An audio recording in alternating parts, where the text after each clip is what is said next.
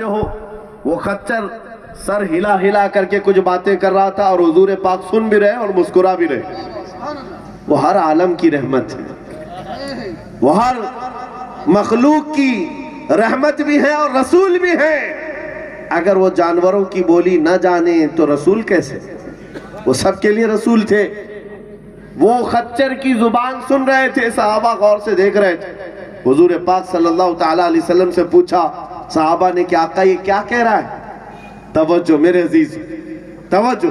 وہ خچر کہہ رہا ہے میرے آقا سے, یا رسول اللہ صلی اللہ تعالیٰ علیہ وسلم, میں ایک یہودی کی ملکیت میں تھا, میں ایک یہودی کی ملکیت میں تھا, میرا مالک ایک یہودی تھا, لیکن جب بھی وہ مجھ پر بیٹھنے کی کوشش کرتا میں اسے گرا دیتا, میں اس کو گرا دیتا. آج تک میری پیٹھ پہ وہ بیٹھ نہیں سکا. کون کہہ رہا ہے؟ خچر کہہ رہا ہے. آج تک وہ میری پیٹھ پہ نہیں بیٹھ سکا. حضور نے اس سے پوچھا, وہ تو تیرا مالک تھا, تو اس کا مملوک تھا, تو کیوں بیٹھنے نہیں دیتا؟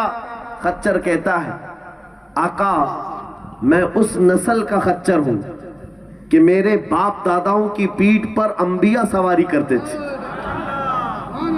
میرے باپ داداؤں کی پیٹھ پر انبیاء سواری کرتے تھے, اور اس نسل کا میں آخری خچر ہوں, اور نبیوں میں آپ سب سے آخری ہیں.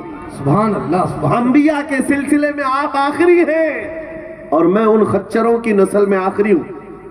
مجھے تو حیرت ہوتی ہے, حدیث پڑھو, خچر کا بھی عقیدہ ہے کہ میرے نبی خاتم النبیین ہیں. سبحان اللہ, سبحان یہ قادیانی گدھوں کو, ان کتوں کو ابھی بھی سمجھ نہیں آئی.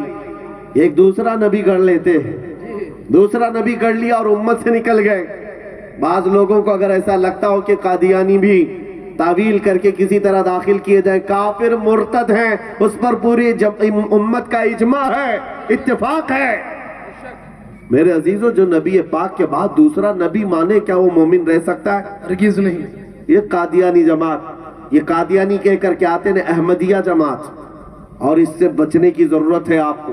انٹرنیٹ پر جب بھی آپ جائیں سترک رہیں. اے نوجوان, جب بھی آپ سرچ کرتے ہیں اسلام نام سے, تو سب سے پہلی ویب سائٹس ان کی آتی ہیں, احمدیہ جماعت کی.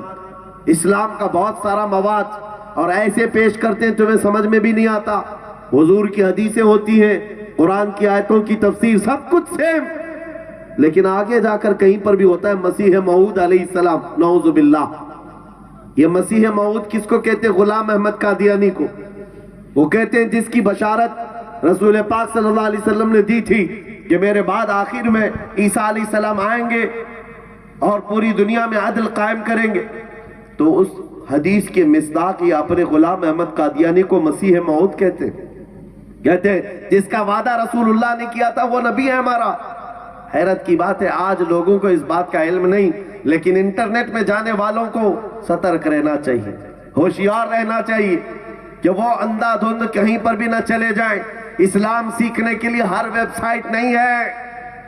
علماء اہل سنت سے رابطہ ضرور رکھو, اس لیے کہ حق و باطل کی تمیز ان کے درمیان کرنا تمہارے لیے آسان نہیں ہے. یہ وہ جماعت ہے غلام احمد قادیانی کو ماننے والوں کی, جو احمدیہ جماعت کے نام سے پوری دنیا میں آج پھیل رہے. کینیڈا میں, یورپ میں ان کو باضابطہ حکومتیں فنڈ کرتی ہیں اور سپورٹ کرتی ہیں, اور ان کو کھڑا کرتی ہیں. حیرت کی بات ہے کہ یہ اپنے نبی کے لیے فرشتے بھی مانتے ہیں, پتہ نہیں کیا کیا کتابیں بھی اتری ہیں ان کے نبی کے لیے. ایک دوسرا دین گڑھ لیا ہے. بہرحال ایک الگ ٹاپک ہے. یہ وہ جانوروں سے زیادہ گئے گزرے ہوئے لوگ ہیں. خچر کا عقیدہ تھا رسول پاک صلی اللہ علیہ وسلم آخری نبی. اب سنو آگے کی بات. خچر حضور کی بارگاہ میں لایا گیا, کہا کہ آقا میں اس نسل کا خچر ہوں جن کی پشتوں پر انبیاء سواری کرتے تھے.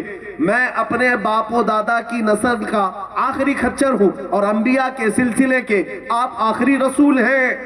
اب سنو, حضور نے پوچھا کہ تو اپنے مالک یہودی کو پیٹھ پہ چڑھنے کیوں نہیں دیتا تھا, کیوں گرا دیتا تھا؟ وہ خچر کہتا ہے مجھ کو میرے باپ داداؤں سے یہ نصیحت کی گئی ہے, اپنی پیٹھ سنبھال کر رکھنا, تجھ پر تاجدار انبیاء سواری کرے. سبحان اللہ, سبحان اللہ, سبحان اللہ. تجھ پر رسولوں کا سردار سواری کرے گا۔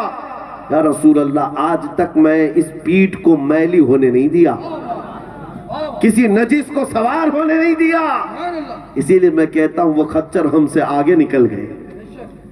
بہت افضل ہے جنہوں نے اپنی پیٹھ کو سنبھال رکھا تھا کہ میرے آقا سواری کریں۔ اے نوجوانوں، میں تم سے پوچھتا ہوں، کاش ہم اپنی آنکھوں کو بچائے ہوتے کہ یہ گندی تصویریں دیکھنے کے لیے میری آنکھیں نہیں ہیں، یہ بے حیا اور یہ تصویریں رات کے وقت پورنوگرافی دیکھنے کے لیے، موبائل کی اسکرین پر گندے اور بے حیا فلمیں دیکھنے کے لیے میری آنکھیں نہیں ہیں۔ بچا کر رکھا ہوتا کہ یہ آنکھیں ہیں صرف تاجدار مدینہ کو دیکھنے کے لیے، سبحان اللہ، سبحان اللہ، میں آنکھیں بچا کر رکھتا کہ ایک دن تو آئے گا جب آمینہ کا لال تشریف لائے۔ سبحان اللہ۔ آنکھیں ہماری کہاں رہ گئیں؟ حیا کا قتل کر دیا، آوارہ ہو گئی۔ آج دنیا نے ساری خرافات تمہاری مٹھی میں لا کر رکھ دیا ہے۔ یہ موبائل اس قدر خطرناک بن گیا ہے، اس قدر خطرناک، نہ جانے کتنوں کا اخلاق اس نے چھین لیا، کتنوں کی حیا کو ختم کر دیا اور کتنوں کا ایمان برباد کر دیا ہے۔ آج کے زمانے کا بہت بڑا چیلنج تمہارے ہاتھوں میں۔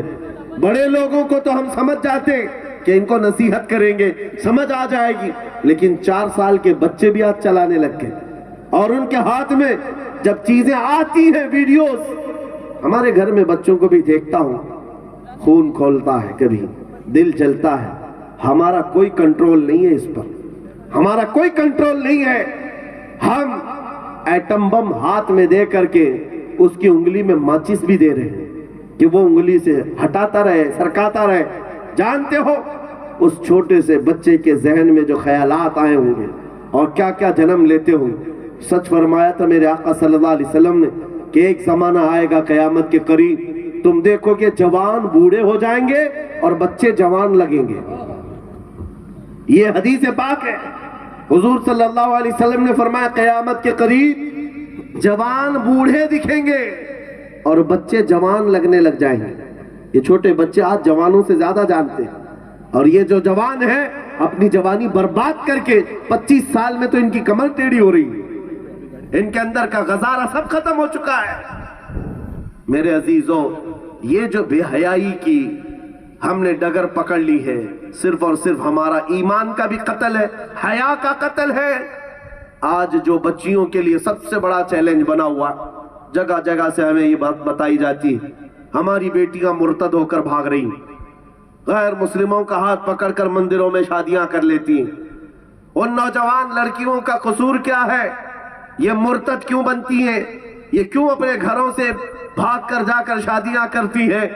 میں نے یہی کہا تھا میرے عزیزوں، اس کی روک تھام کے لیے صرف تقریریں نہیں، تمہارے گھر کو بدلنے کی ضرورت ہے، تمہارے گھر کے ماحول کو۔ جوانوں کو تو میں جانتا ہوں یہ ہفتہ ہفتہ مسجد تو آ جاتے ہیں، جمعہ میں علماء کی تقریریں سنتے ہیں، کچھ تو ایمان تازہ ہوتا ہے۔ یہ گھر میں عورتیں جو بیٹھی ہیں مہینوں سے کبھی دین کو سنا ہی نہیں، یہ تو پورا سیریل پر ہی ان کی تربیت چل رہی ہے، سارے فلموں پر ہی۔ اب تو ٹی ویاں بھی بند ہو گئی، اپنی خواہش کے مطابق موبائل میں نکالو، جو دیکھنا ہے دیکھو۔ پہلے سیٹلائٹ کی مرضی پر دیکھا جاتا تھا، اب اپنی مرضی پر جو چاہے دنیا کی گند دیکھ سکتے ہو۔ نوجوانوں، ایک بات یاد رکھو، جس وقت تنہائی میں بیٹھ کر تم اپنی حیا کا قتل کر رہے ہو، اتنا ضرور یاد رکھنا، قرآن میں مولا فرماتا ہے یعلم خائنۃ الاعین وما تخفی الصدور، وہ رب ہے جو تمہاری آنکھوں کی خیانت کو دیکھ رہا ہے، تمہاری آنکھوں کی خیانت کو جانتا ہے، اور تمہارے دلوں میں گزرنے والے چھپے ہوئے حالات سے بھی بے خبر نہیں، وہ جانتا ہے۔ اے نوجوانوں، آج یہ حالات ہمیں یہاں پر لا کر چھوڑ چکے کہ بدلنا مشکل ہو گیا، بدلنا مشکل ہو گیا۔ ہمارے چہروں پر بھی عظمت ختم ہے، آئیڈینٹیٹی نہیں رہ گئی، پہچاننا مشکل ہو گیا۔ نہ تمہارے چہروں پر داڑیاں ہیں، نہ تمہارا لباس بتاتا ہے، کیسے پہچانا جائے کہ تم کروڑوں کی تعداد میں غلامان مصطفیٰ ہو؟ صرف جب کوئی معاملہ آتا ہے، جلسے جلوس ہوں، ٹوپیاں سروں پر ہے اور بھیڑ بھاڑ اکٹھا ہو کر نعرے لگا کر اپنا جم غفیر بتاتے ہیں، کیا رسول پاک کی غلامی